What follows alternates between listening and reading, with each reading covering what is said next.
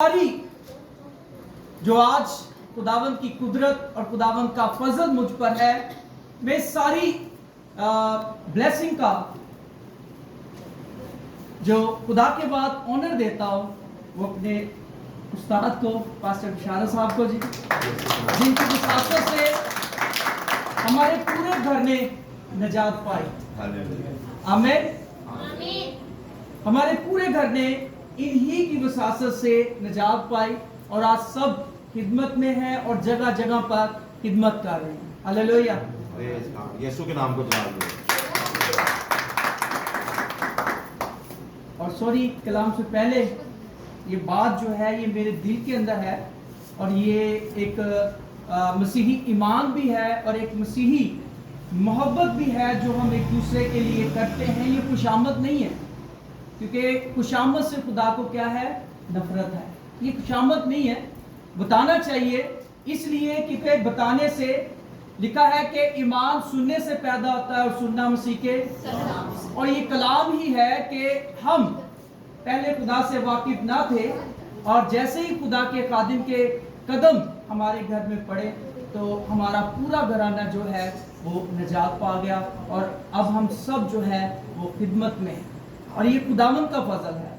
और खुदा के बंदा की एक जो बड़ी खूबसूरत बात है वो ये है कि कभी भी इन्होंने सख्ती नहीं की।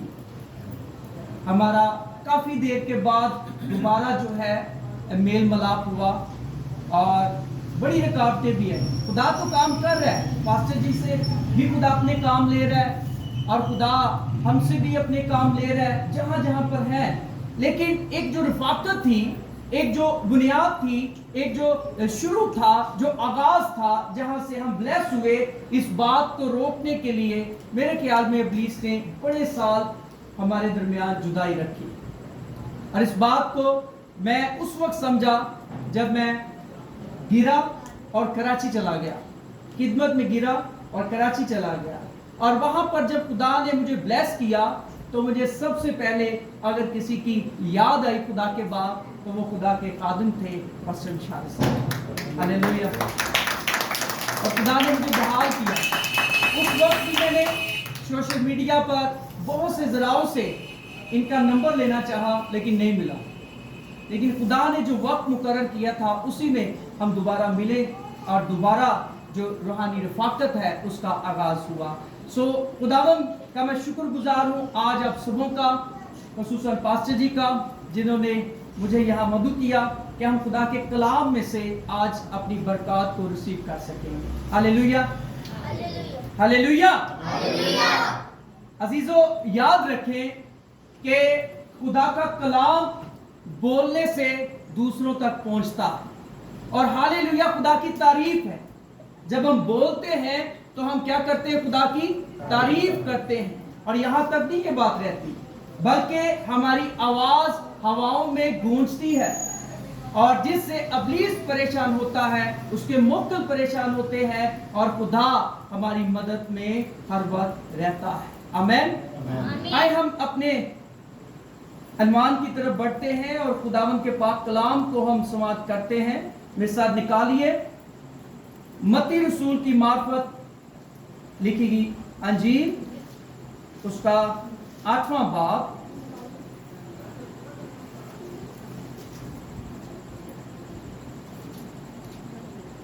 और 38वीं आयत से हम अपने लिए समाप्त करेंगे। तुम सुन चुके हो कि कहा गया था कि आंख के बदले आंख और दांत के बदले दांत, लेकिन मैं तुमसे यह कहता हूं कि शरीर का मुकाबला ना करना, बल्कि जो तेरे दाएं गाल पर तमाचा मारे दूसरा भी उसकी तरफ फेर दे। और अगर कोई तुझ पर नालिश करके तेरा कुर्ता लेना चाहे तो चोगा भी उसे लेने दे। और जो कोई तुझे एक कोस बेगार में ले जाए उसके साथ 2 कोस चला जा। जो कोई तुझसे मांगे उसे दे और जो तुझसे कर चाहे उससे मुंह ना मोड़। खुदावंद के पाक कलाम पढ़े, सुने और समझे जाने पर खुदावंद की खास बरकत हो। अजीजों, बाइबल मुकद्दस हमें हर माहौल में जीना सिखाती है, चाहे जिस्मानी तौर पर हो चाहे रूहानी तौर पर।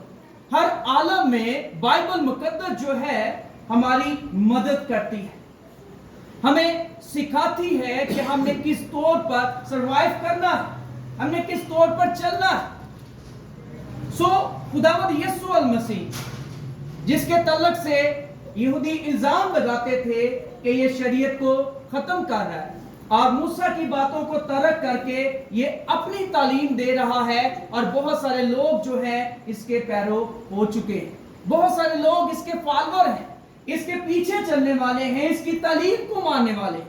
लेकिन यीशु मसीह की तालीम के अंदर हम देखते हैं कि यीशु मसीह ने हर उस बात को जो शरीयत में थी उसे इंसान तक बड़े ही एहसन तौर से पहुंचाया।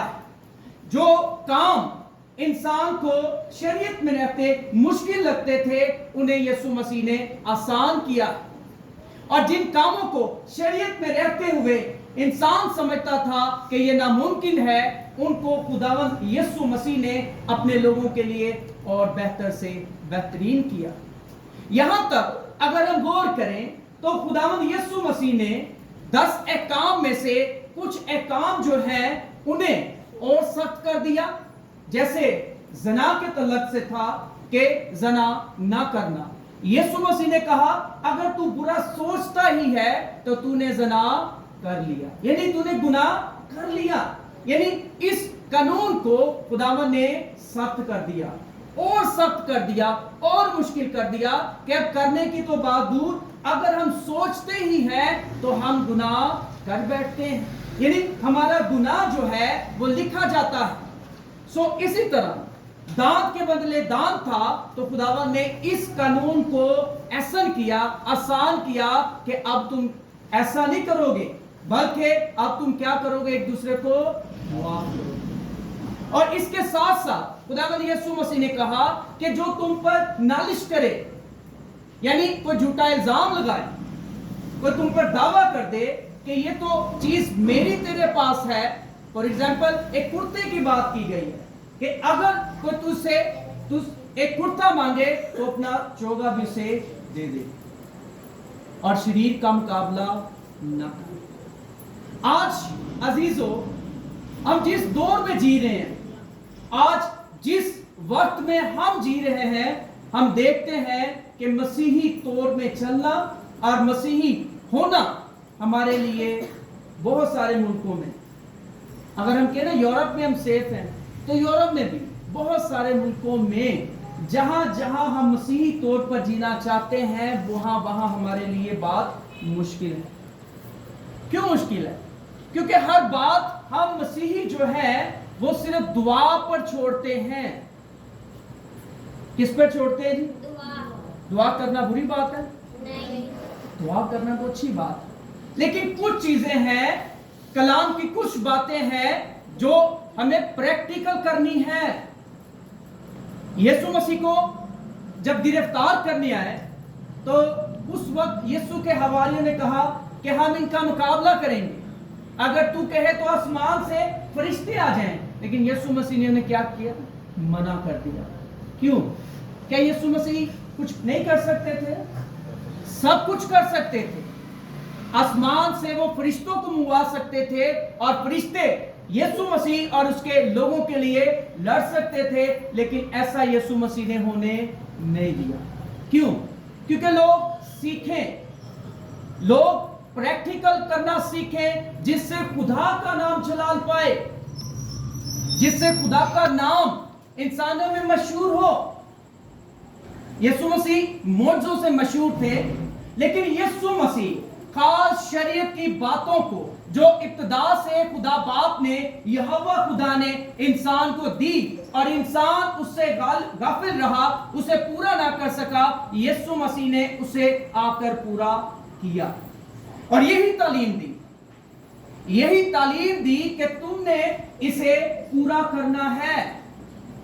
अगर मोर्जों की बात करें तो मोर्जे गैर कौमों में भी होते हैं, मोर्जे डॉक्टर के हाथों से भी होते हैं, मोर्जे बहुत सारी जगहों पर हो जाते हैं, लेकिन उन मौजों में और जो मसीही ईमान के मौजे हैं उनमें फर्क जरूर है, उनमें फर्क जरूर है।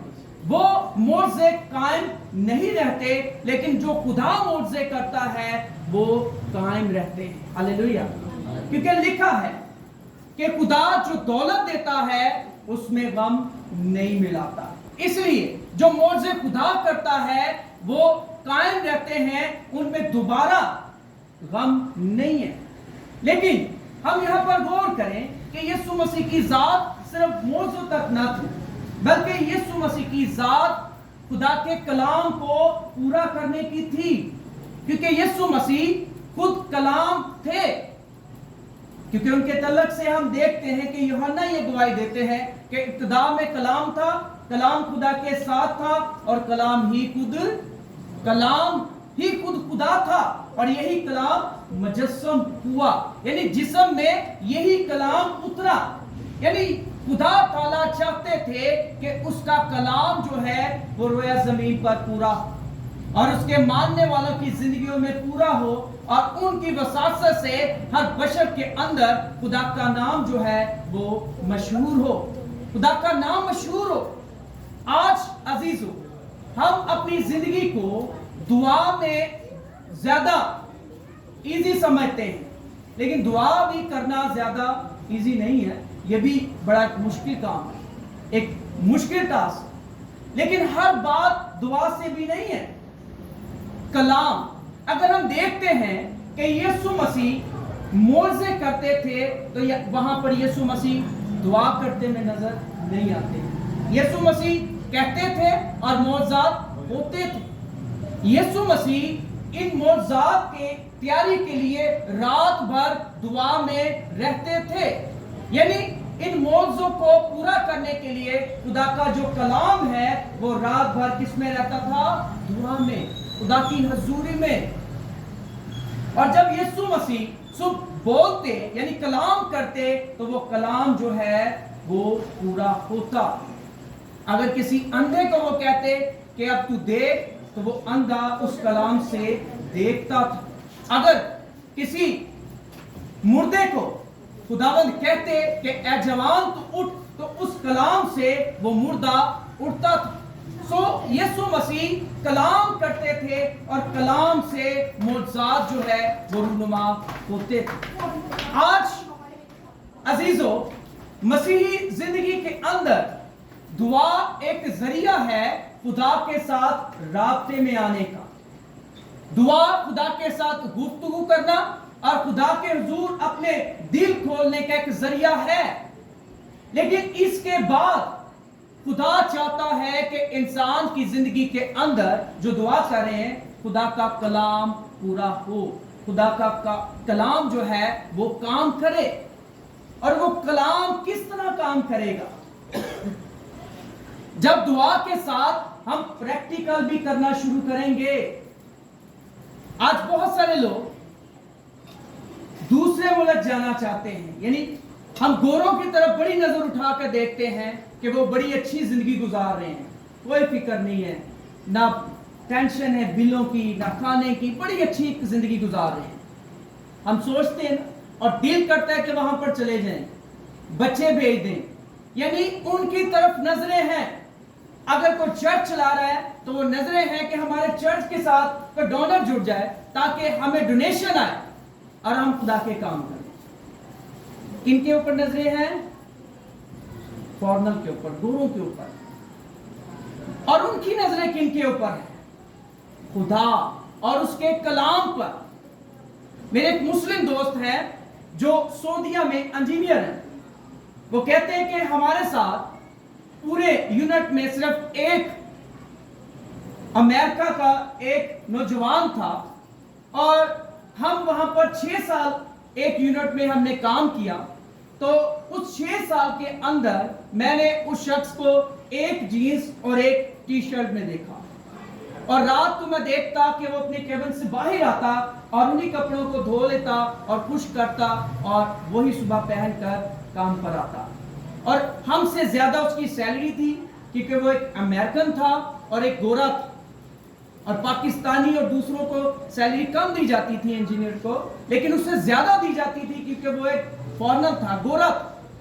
तो कहते एक दिन रात 6 साल के बाद कोई भी उसे नहीं बुलाता था इस घर से कि वो क्रिश्चियन है और हम सारे मुस्लिम हैं, कोई भी उसे नहीं बुलाता था। और हम शाम को अपने कैबिन से बाहर बैठे, कोई सिगरेट पी रहा है, कोई चाय पी रहा है, और हम उसे देख रहे हैं कि वो अपने बाहर आया कैबिन से और अपने कपड़े धोए और उन्हें उसी जगह पर लटका कर फौरन अंदर चला गया। तो कहता है कुछ दोस्तों ने कहा कि यार आज एक गोरे ने पूछिए सी इन उसी पसंद नहीं, वैसे तो सामने पसंद नहीं, ऐसी पूछी साहब असी तो नहीं पसंद, आंदा है वेखदा भी नहीं, चला जाता है, करदा की। कहते उसका हमने दरवाजा नॉक किया और उसने बड़ी खुश दिली से दरवाजा खोला और हमें वेलकम किया। और हमारे अंदर गुस्सा था, लेकिन उसकी जो शक्ल हमने देखी कि उसकी शक्ल पर कोई भी रंज नहीं था, कोई शिकायत नहीं थी। तो हमने पूछा कि तेरी सैलरी हमसे ज्यादा है, पर तू एक ही जीन्स और एक ही टी शर्ट में क्यों है, इसकी वजह क्या है? और ना ही तू बाहर आकर हमारे साथ सिगरेट पीता है, वक्त गुजारता है, बल्कि तू अंदर ही रहता है, अंदर करता तू क्या? कहता उसने फौरन हमें कहा आओ मैं दिखाऊं मैं क्या करता हूं। उसने अपनी टेबल दिखाई और टेबल के ऊपर बाइबल पड़ी हुई थी। हालेलुया। उसने कहा कि मैं जो वक्त तुम बाहर जाया करते हो वो वक्त मैं अपने खुदा को देता हूं, मैं कलाम को देता हूं, और मैं कोशिश करता हूं कि इसमें जो कुछ लिखा है मैं इस पर अमल करूं। और नए कपड़े पहनने से मुझे कोई फायदा नहीं होगा, क्योंकि बाइबल में क्या लिखा है कि इंसान तू खाक है, खाक ही में लौट जाएगा। और मुझे पता है कि मेरा बदन ये खाक में जाना है, चाहे इस पर मैं हजारों के कपड़े पहन लूं, चाहे इस पर मैं थोड़े रुपए के कपड़े पहन लूं, ये बदन तो खाक ही में जाना है। लेकिन इसके साथ साथ रूह जो है वो खुदा के पास जानी है। मैं तो रूह की तैयारी कर रहा हूं, मैं तो अगले घर की तैयारी कर रहा हूं।